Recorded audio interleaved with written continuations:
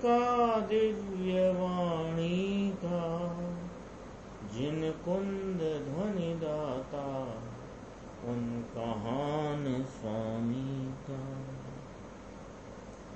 रम्यूण जिणम वीरम अनंत वर्णान दंसन सहावम, गोक्षाम्यम सारम केवली शुद्ध केवली भणिदम।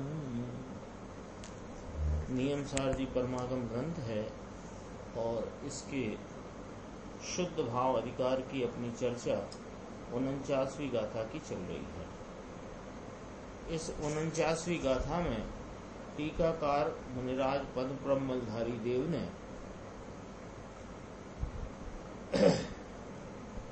एक अपनी टीका करते हुए अमृतचंद्र सूरी द्वारा समय सार ग्रंथ में जो 5वां श्लोक कहा, उसका यहाँ पर उन्होंने उद्धरण दे करके इस टीका में उसका समर्थन किया है।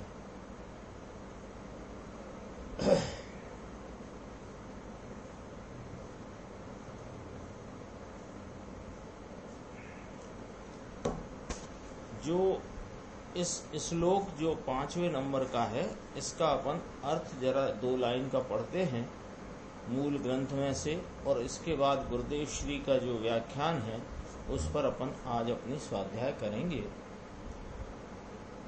इसमें कहते हैं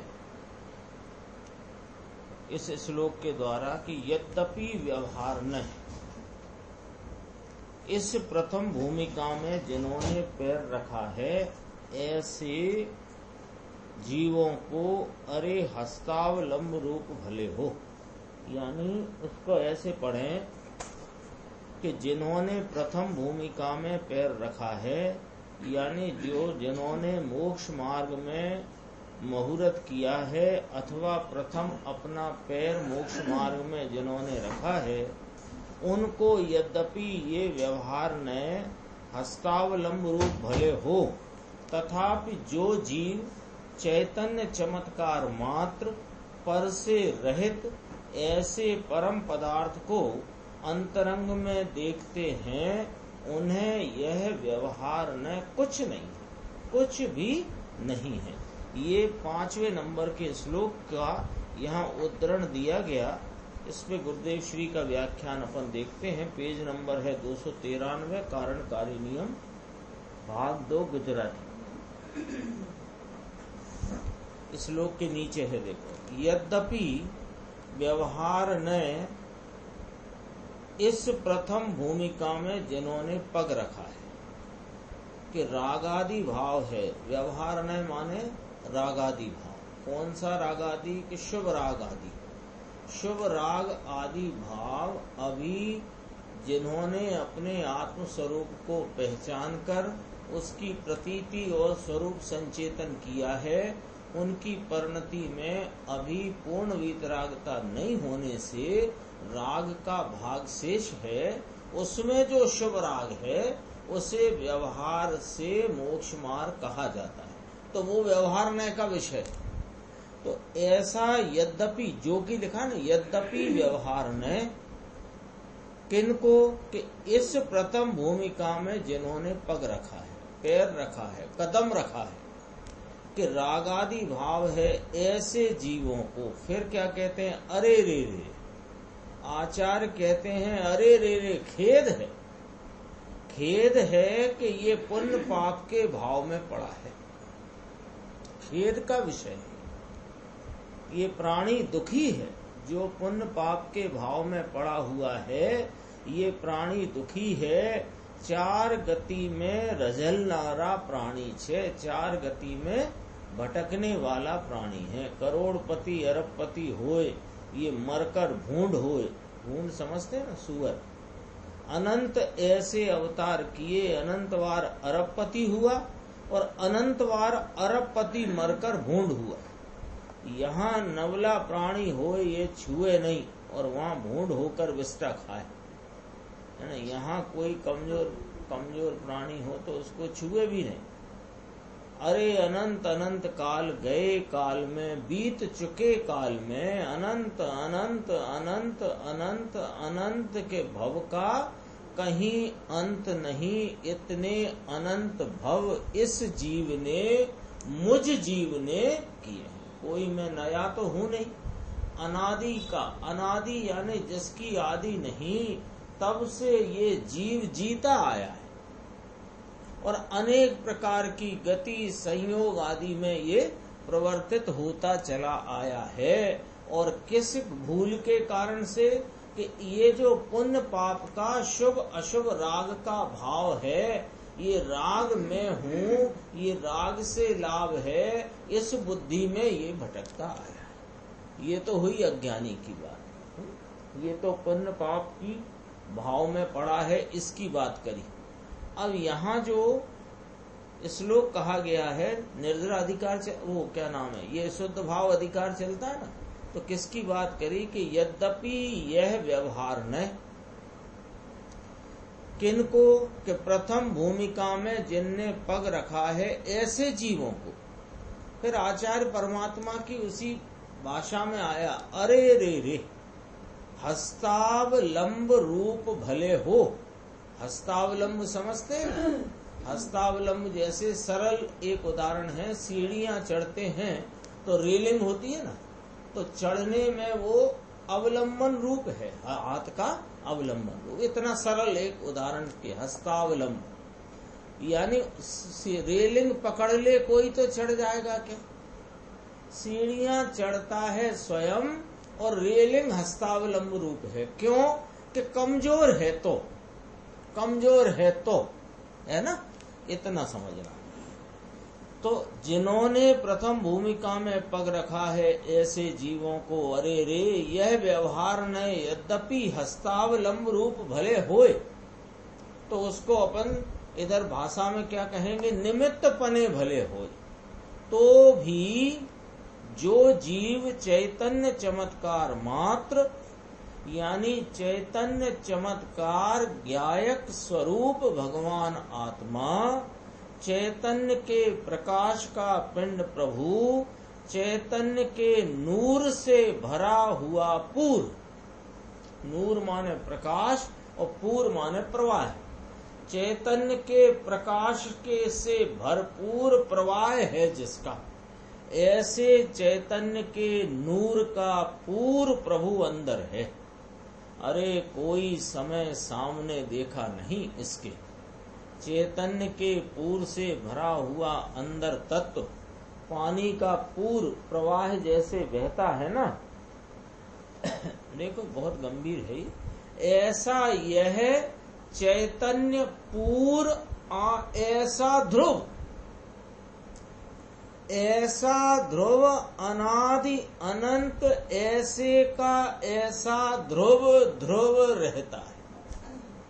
ये ध्रुव की बात को ऐसे समझना है। ध्रुव माने वो अपने भाव स्वभाव से स्खलित नहीं होता, ऐसे का ऐसा रहता है, ये इसका ध्रुवत्व है।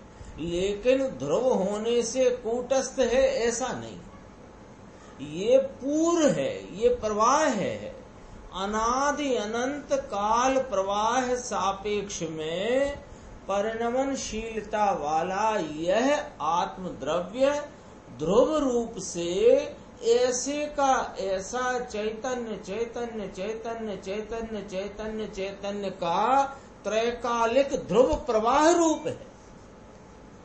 ये बात पकड़ना, लिया ना, देखो ऐसा यह चैतन्य पूर्व, पूर्व माने प्रवाह, चैतन्य माने ज्ञाता दृष्टा जानन देखन स्वरूप, उसका प्रवाह कैसा के ध्रुव प्रवाह, ऐसा ध्रुव प्रवाह, अनादि अनंत ऐसे का ऐसा ध्रुव ध्रुव रहता है।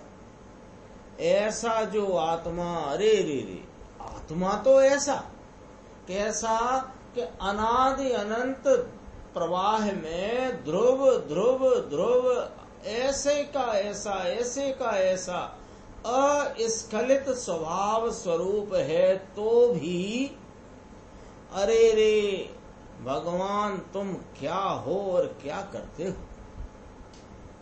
प्रभु विकारी दया दान के भाव को तेरा मानकर भटक कर मर गए हो। 84 के अवतार में रखड़ी ने मरी गयो छे। ये जो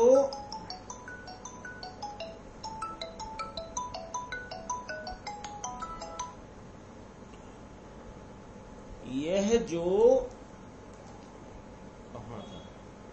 अरे रे हस्तावलंब रूप भले होए तो भी जो जीव चैतन्य चमत्कार मात्र, चैतन्य चमत्कार यानी चमत्कार क्या कि अपने क्षेत्र में रहकर स्वयं और पर को पूर्ण जानने वाला भगवान, देह में विराजमान भगवान आत्मा अपने क्षेत्र में रहकर, अपने भाव में रहकर स्वयं को और पर को जानने वाला भगवान आत्मा है, उसको यहाँ आत्मा कहते हैं। दया दान भक्ति व्रतादि का परिणाम तो पुण्य बंध का कारण, संसार में भटकने का कारण। जैसे हस्तावलंब रूप कहा, यद्यपि हस्तावलंब रूप कहा तथापि वो है कैसा?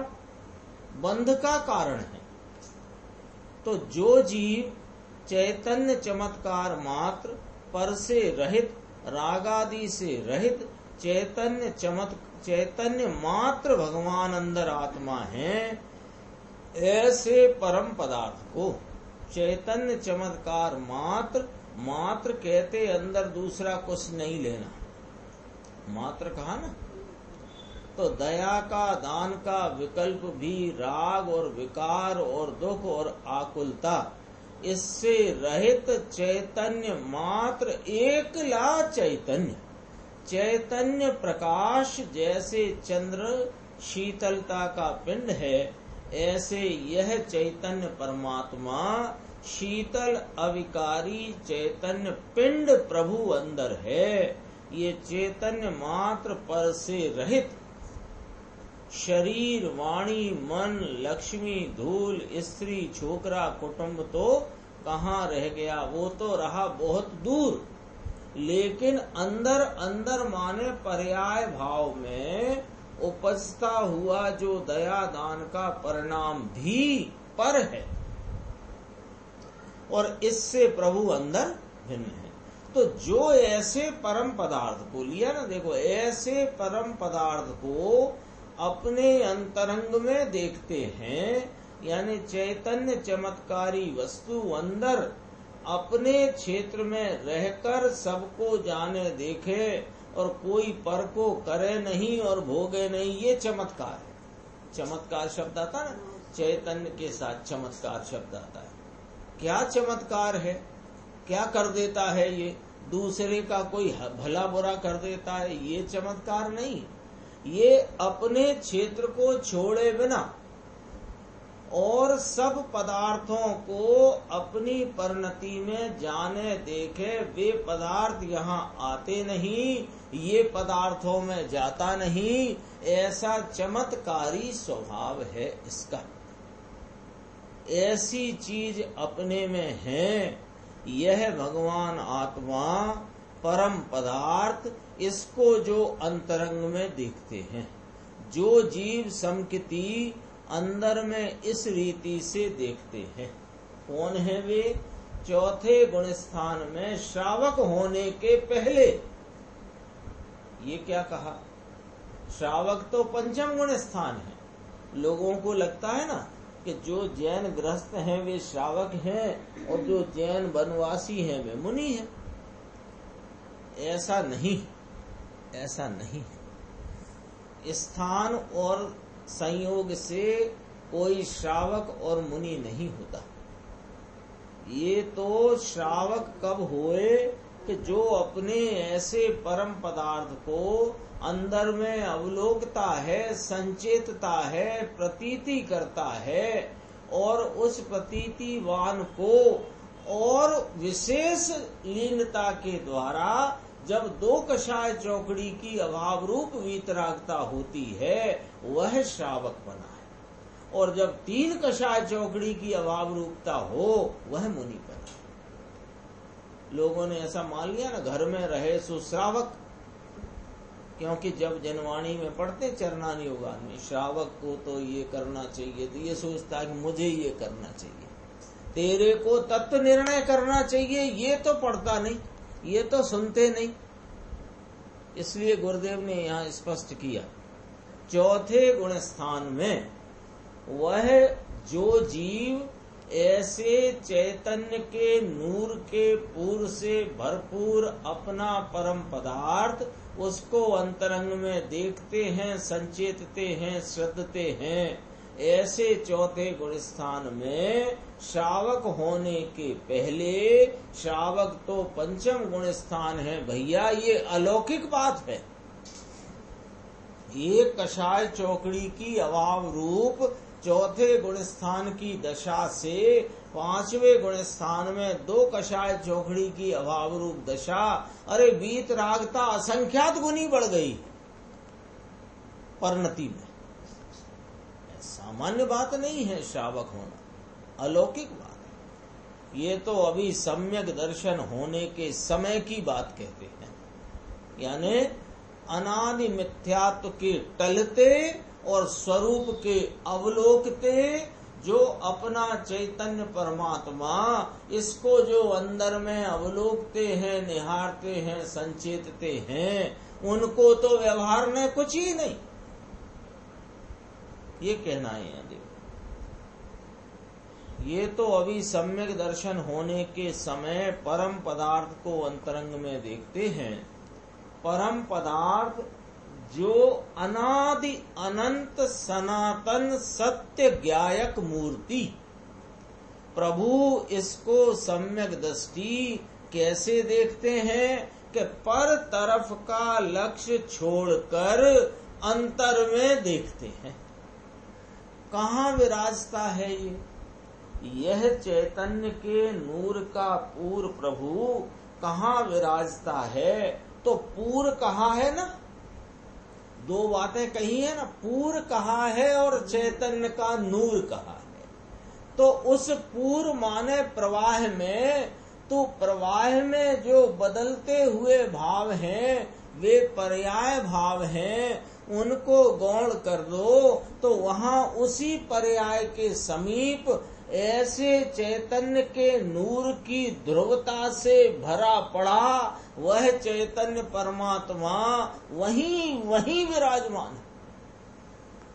और उसको जो देखते हैं, इसको लगता है कि बहुत कठिन है इस चैतन्य परमात्मा का दर्शन अथवा इसका श्रद्धान अनुभव बहुत कठिन है। बहुत कठिन है नहीं, कठिन बनाया हुआ है। कैसे?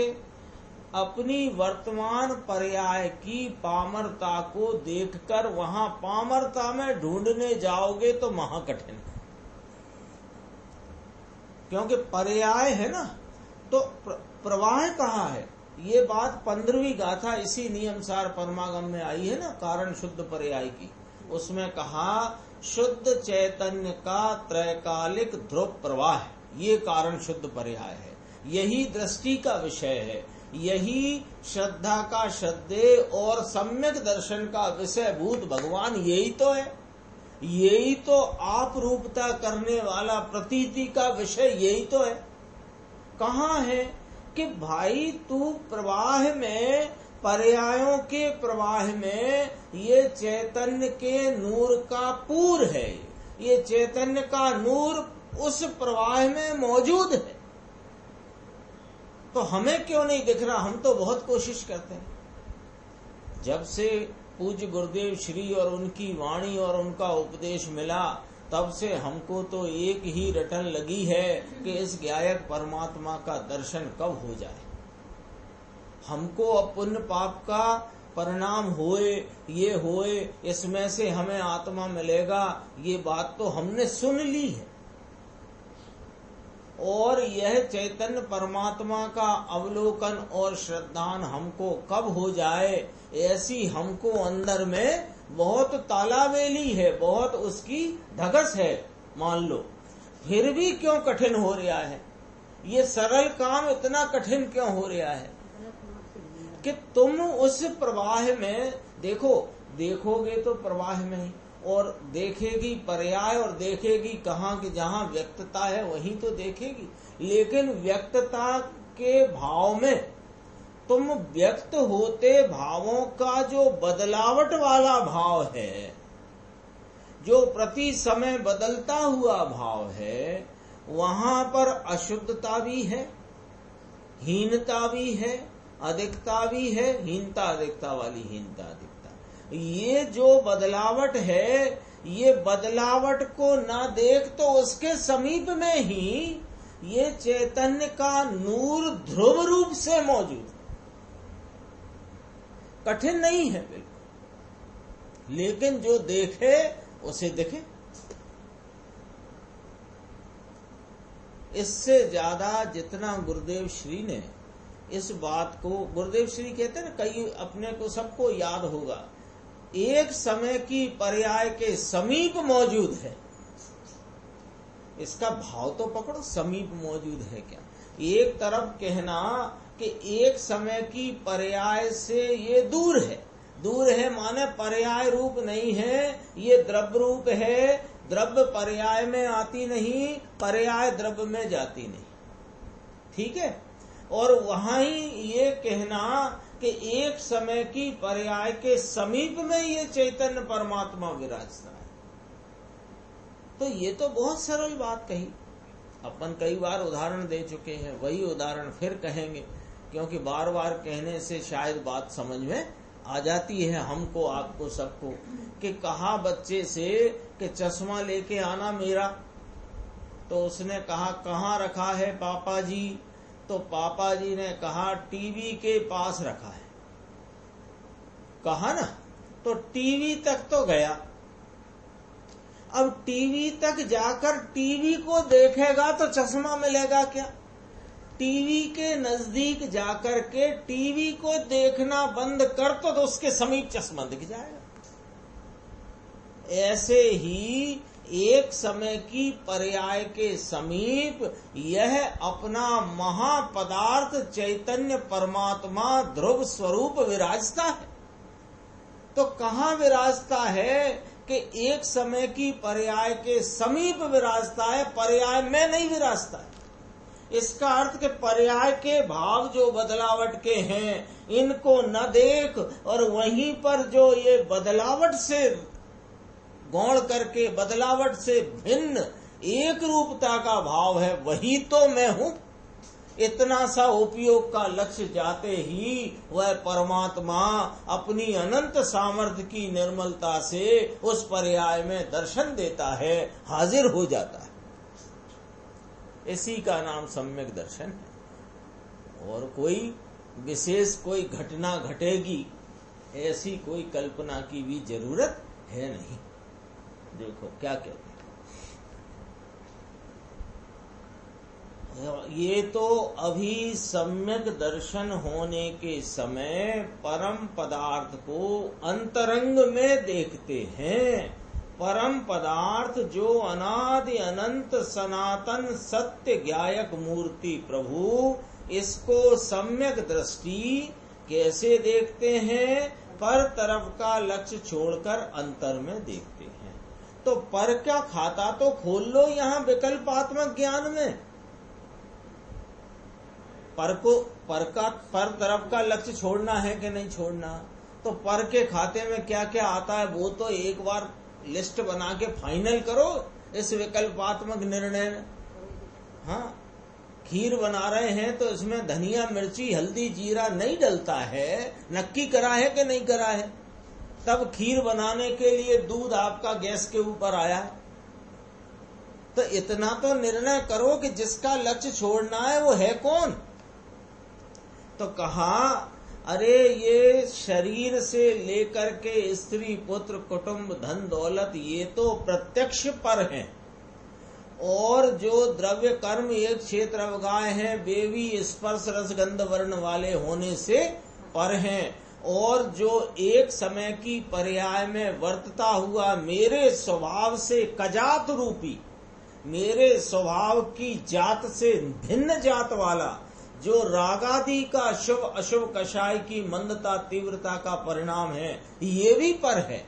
और ये जो चार भाव रूप से वर्तते हुए मेरी पर्याय के विशेष भाव, औदायक, औपसमिक, क्षयोपशम, छायक आदि, ये भी पर है। इन सब पर से लक्ष्य छोड़कर एक अपना ध्रुव ज्ञायक परमानंद नित्यानंद निर्मलानंद स्वरूप आत्मा ध्रुव ध्रुव ध्रुव ध्रुव रूप से विराजता हुआ ये चैतन्य भगवान वहीं मौजूद है। बस ये इनका लक्ष्य छोड़ तो ये तुरंत दिखाई देगा। तो लक्ष्य छोड़ने का क्यों कहते हो? कि उसके लक्ष्य में पड़े हो इसलिए कहते हैं। और यदि हम अस्थि से कहें तो इसका लक्ष्य कर, तो उनका लक्ष्य छूट जाएगा। उनको ये अगली गाथा आने वाली है ना, 50 नंबर की गाथा, पर दब्बम पर सहावम इदि हेयम, उसमें पर द्रव्य कहा, छायक भाव को भी पर द्रव्य कहा है। ये शुद्ध भाव अधिकार चलता है नियम सार जी का। उनको ये व्यवहार ने कुछ नहीं, काई नहीं, इनको व्यवहार कुछ भी नहीं है। पर्याय में राग है, पर्याय में पर्याय का भाव है, लेकिन अंतर में जहां देखे तो इसमें कुछ नहीं। अंतरंग में जो देखा तो फिर क्या देखा? एक परमपदा ध्रुव ज्ञायक परमात्मा, ऐसे का ऐसा अनादि अनंत रहने वाला वो दिखता है। ये व्यवहार ने कुछ नहीं भैया, इसमें कुछ आत्मा की शरण नहीं। राग, दया, दान, व्रत, भक्ति, पूजा सब विकारी भाव, सब दुख रूप हैं, सब अशरण हैं। शरण रूप यह तो भगवान अंदर इनसे भिन्न विराजता है। कठिन बात है प्रभु। ये सारा भेद ज्ञान का जो पराकाष्ठा का भाव है, पराकाष्ठा समझते हैं ना सब लोग, पराकाष्ठा माने एकदम सर्वोत्कृष्ट। भेद ज्ञान की पराकाष्ठा की बात जो है वो इतनी है कि ये जो रागादि भाव और बदलते हुए पर्याय भाव ये पर हैं, ये मैं नहीं, और इनसे भिन्न जो एक रूप ध्रुवता से रहा हुआ त्रैकालिक अनादि अनंत ज्ञायक प्रभु अस्खलित गुणों का भंडार, वह मैं हूँ। ये बात पहले विकल्पात्मक ज्ञान में खड़ी करो। और जब ये विकल्पात्मक ज्ञान में जब तक ये टेके लगे रहेंगे, अभी तो राग है ना साहिब, अभी तो मिथ्यात्व है ना, अभी तो हीनता है ना, अभी तो क्षयोपशम भाव है ना ज्ञान का, अभी तो परलक्षता है ना, ये सब देखते रहोगे तो ये ज्ञायक परमात्मा इनसे न्यारा है, ये बात तो तुम्हें विकल्प में भी नक्की नहीं हो रही। एक बार विकल्प में तो निर्णय कर लो कि मैं कौन और कौन नहीं।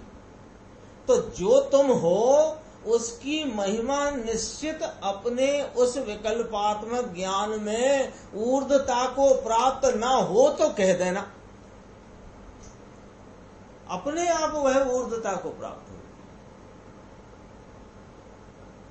हीरा दिखाओ साहब, आप कह रहे थे आपकी दुकान पर बहुत कीमती हीरा है, हीरा दिखाओ हमको।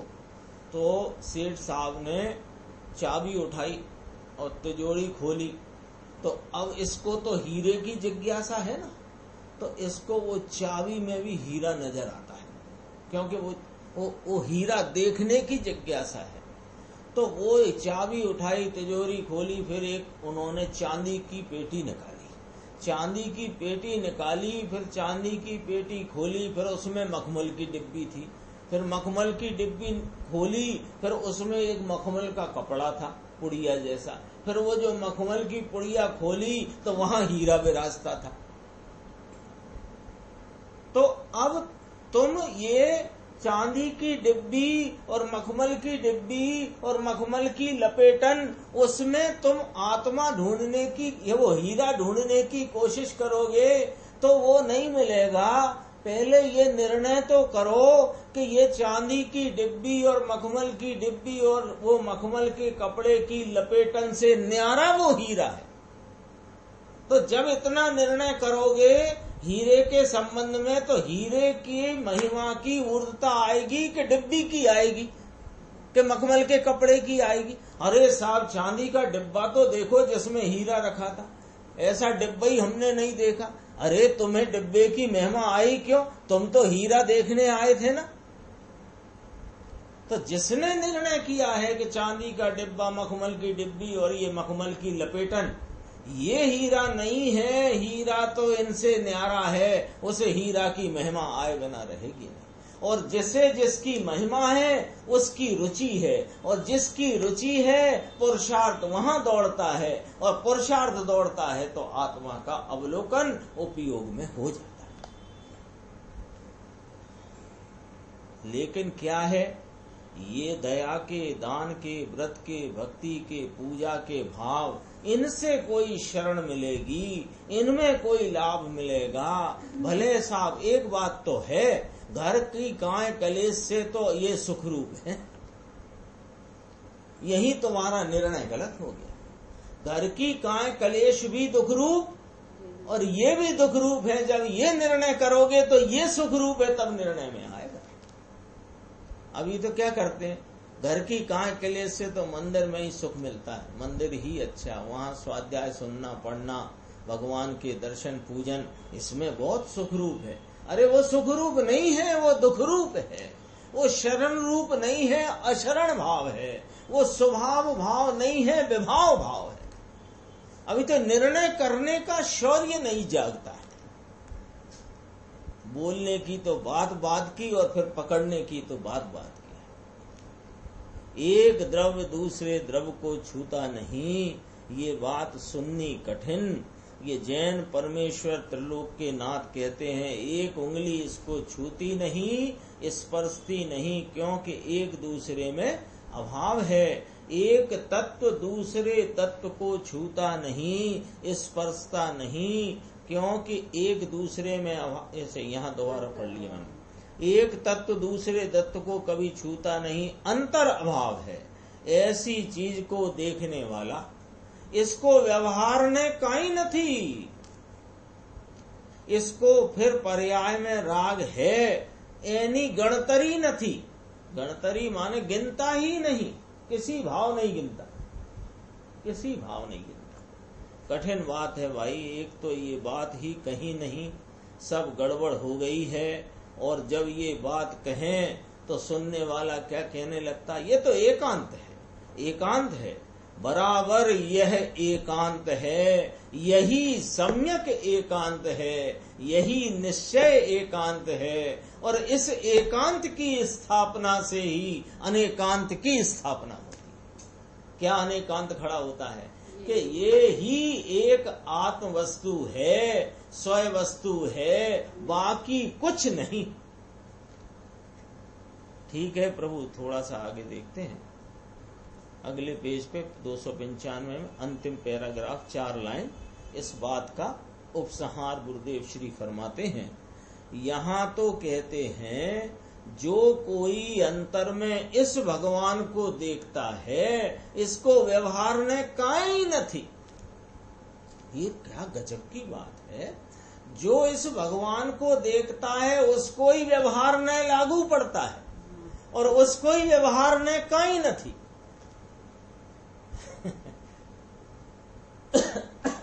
जो इस व्यवहार से देखना चाहता है, इसलिए कुछ भी नहीं है उसकी। व्यवहार न है, व्यवहार न माने व्यवहार न है, लेकिन वो उसको गिनता नहीं, किसी भाव गिनता नहीं।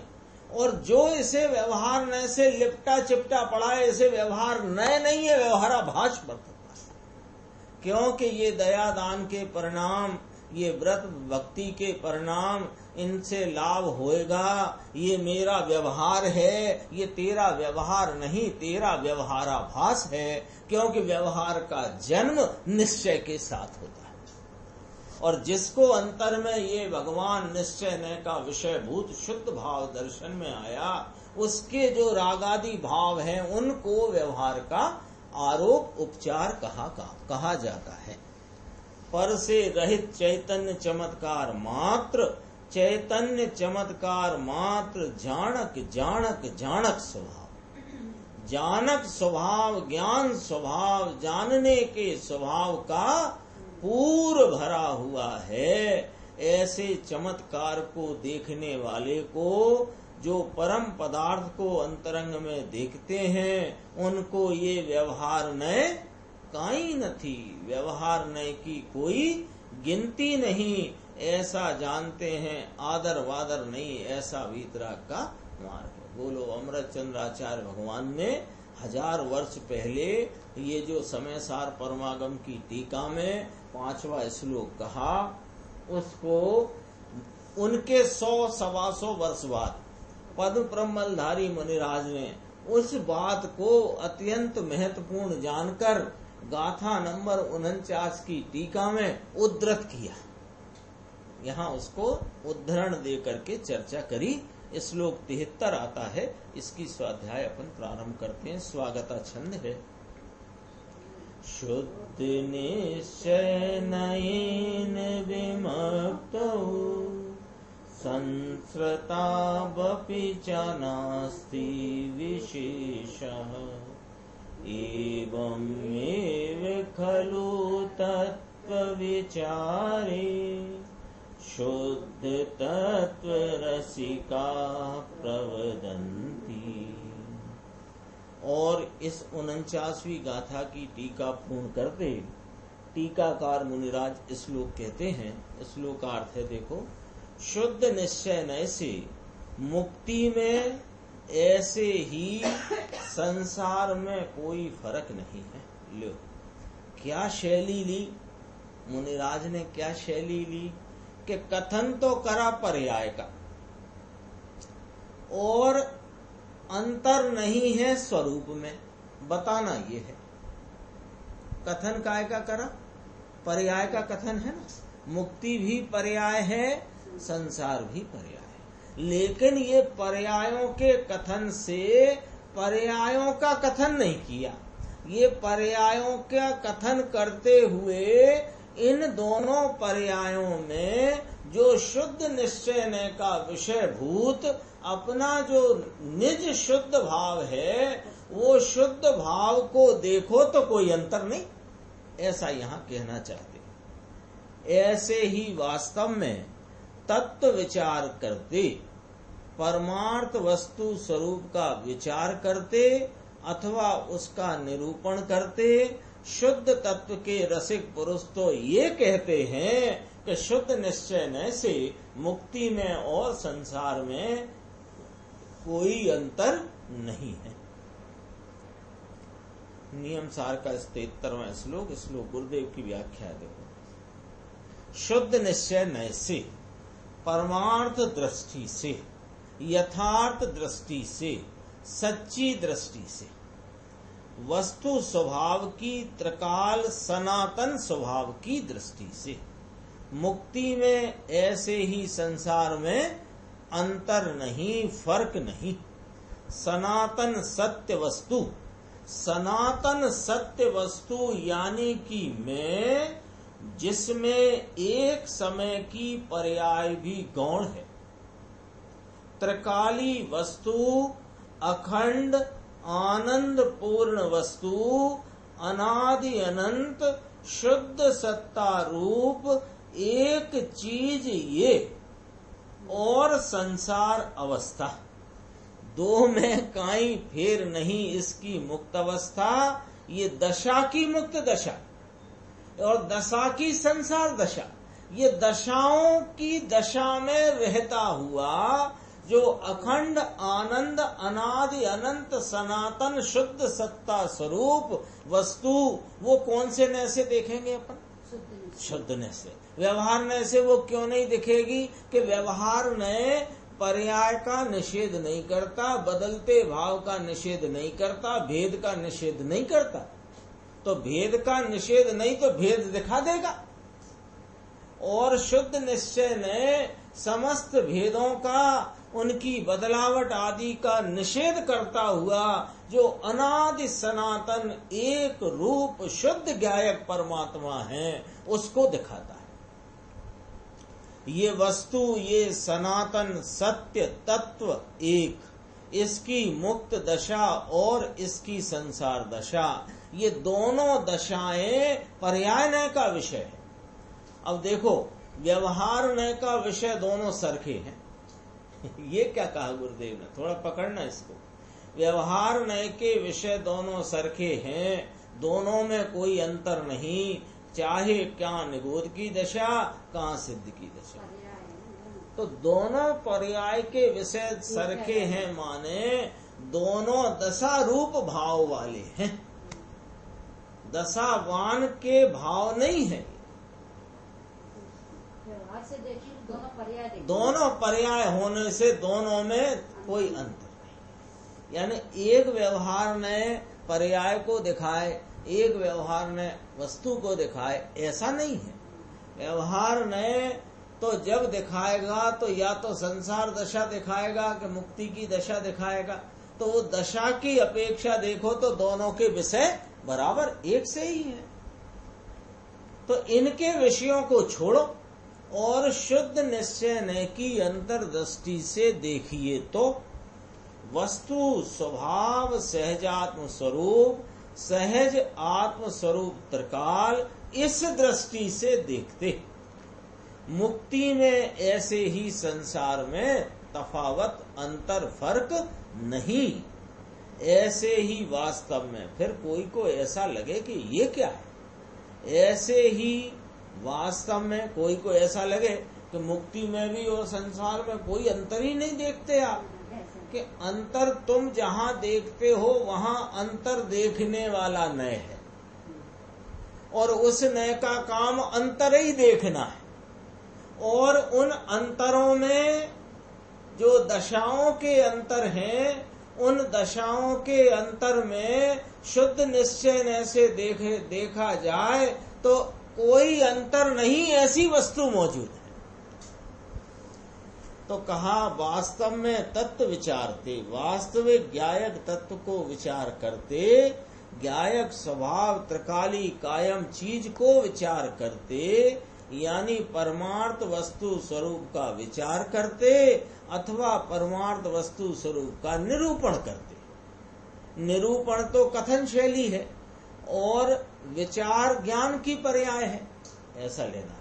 पर तो कहते हैं लेकिन वस्तु स्वभाव से देखा जाए तो शुद्ध तत्व के रसिक पुरुष ऐसा कहते हैं। शुद्ध भाव अधिकार चल रहा है ना, शुद्ध तत्व कहो या शुद्ध भाव कहो। शुद्ध तत्व के रसिक, द्रव्य स्वभाव के रसिक, ज्ञायक स्वभाव भाव, ये त्रिकाल स्वभाव भाव, उसके रसिक पुरुष मुक्ति और संसार में कोई फर्क नहीं कहते। ये क्या बात हुई? शुद्ध तत्व के रसिक पुरुष, शुद्ध स्वभाव ज्ञायक भाव के रसिक जो हैं, यानी जो ज्ञायक भाव को ही देखते हैं, स्वभाव को ही देखते हैं, जो स्वभाव है वह मैं हूँ ऐसा देखते हैं, उन्हें काय की मुक्ति और काय का संसार। ले गुजराती आया तुम्हारे बलू भाई, कहते हैं गुजराती ले साहेब, त्रिकाली वस्तु स्वरूप देखते, सत सनातन सत एक रूप ध्रुव, इसकी दृष्टि से देखते मुक्त सिद्ध अवस्था और संसार अवस्था दोनों में कुछ फर्क नहीं है। तो मुमुक्षु ने प्रश्न किया, अवस्था दृष्टि से देखना है कि द्रव्य दृष्टि से, कौन सी दृष्टि से देखना है? क्योंकि देखो उसका प्रश्न कोई एकदम निरर्थक नहीं है, उसका प्रश्न भाषा पर से आया है। भाषा तो ये कह रही है कि मुक्ति में और संसार में तफावत नहीं, मुक्ति में और संसार में कोई अंतर नहीं, भाषा तो यूं चल रही है। तो भाषा के चलते उसका प्रश्न है कि ये तो अवस्थाओं के कथन है, अवस्थाओं में ही भेद नहीं, आप इस प्रकार कथन कर रहे हो। अरे अवस्थाओं में देख, अवस्थाओं में जो भेद होने पर भी वस्तु में भेद नहीं, इस दृष्टि से देखो। ये तो उसने पूछ लिया, अवस्था दृष्टि से कह रहे हो साहब कि द्रव्य दृष्टि से, कौन सी दृष्टि से ये कथन है आपका? तो गुरुदेव ने कहा द्रव्य दृष्टि से।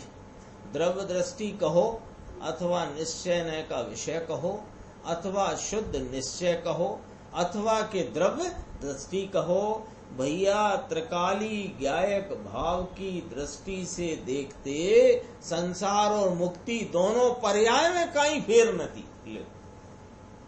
कथन तो बड़ा ऐसा अटपटा सा है ना। क्या देखता है, अरे ये पर्यायों के खेल हैं, इनमें काय का फर्क, ये तो ये भी पर्याय ये भी पर्याय ऐसा, और मैं तो पर्याय मात्र से भिन्न एक रूप ध्रुव सनातन अनादि निधन ज्ञायक तत्व हूँ।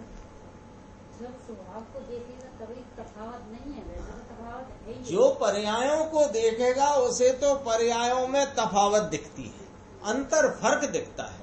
अरे जो द्रव्य स्वभाव को देखता है वो पर्यायों में फर्क होने पर उन फर्क को देखता ही नहीं, क्योंकि वे तो पर्याय हैं।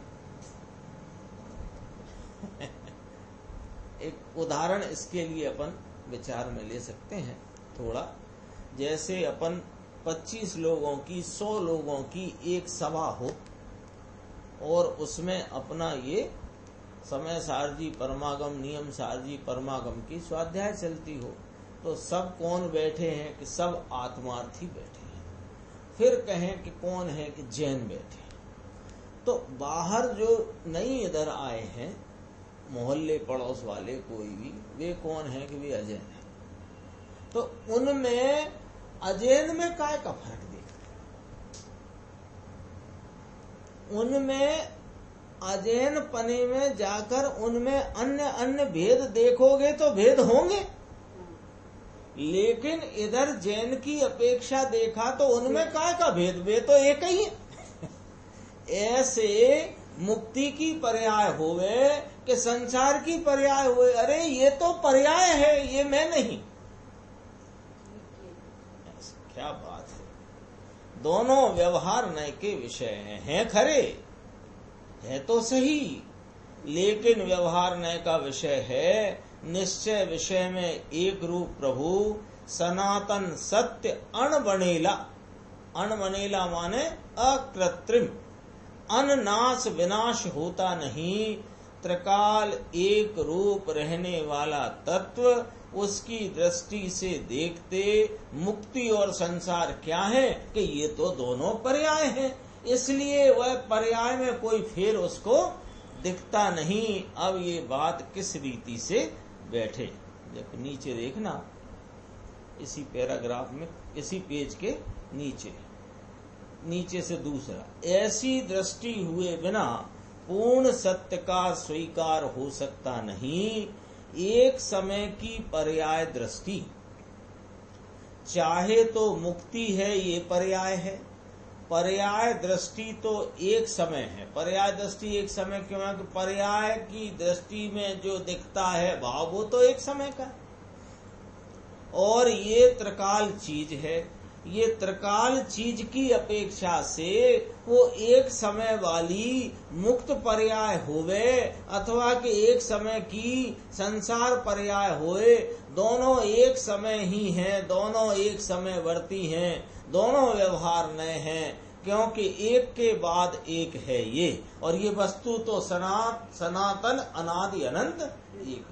क्या कलश में मुनिराज के कहने की शैली और क्या उसकी वहां से खींच करके उसका अंतरंग अभिप्राय देखो। इस दृष्टि से देखकर ऐसे ही वास्तव में, फिर ये पाठ है ना एवमेव, ऐसे ही वास्तव में, एवं एव है ना, 2 बार एव है, ऐसे ही एवं इस प्रकार ही वास्तव में तत्व विचारते, तत्व वस्तु भगवान पूर्णानंद इसका विचार करते, परमार्थ वस्तु स्वरूप का विचार अथवा इसका विचार माने ज्ञान करते, निरूपण माने कथन करते।